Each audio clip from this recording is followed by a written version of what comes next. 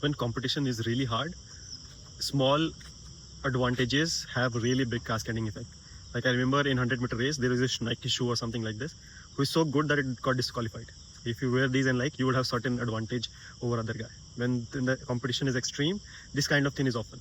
In cycling, I've seen this phenomena where like rider will take water from the help guy or something, and that while taking the water, it pushes the cycle a bit more, right? That gives them edge in racing or something like this. Like this is small things, right? Better aerodynamics. Some cycles are banned in those races if they have like a really good aerodynamic or something like this. They have a like very small impact, but when the things are very tight, those small impacts makes you win the race or something like this.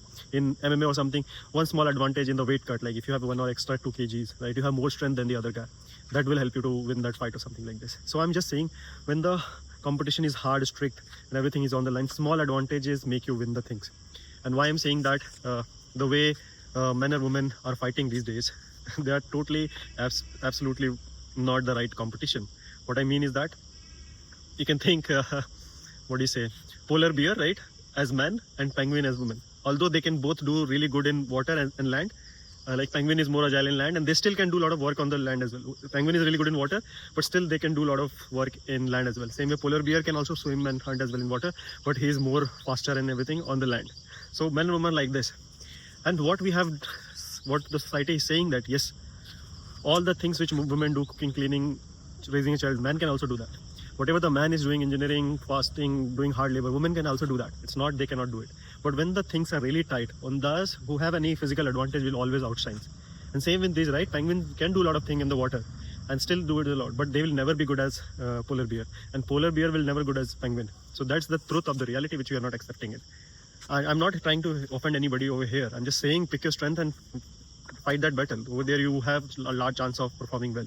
But this is a very simple thing, and I have to make video for it, and a lot of people doesn't understand that. Yes, if you are in full of ego delusion, you can stay like that, but this is the truth of the reality.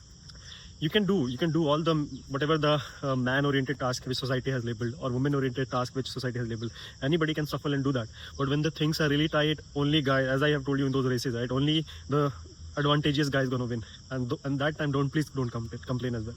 I've seen a lot of guys in the women's profession, right? They're not doing that well over here. If you ask a man to raise a child, he will be really terrible or something like this. That nurturing feeling only comes from a woman or something, or the emotional intelligence, woman has always the greatest.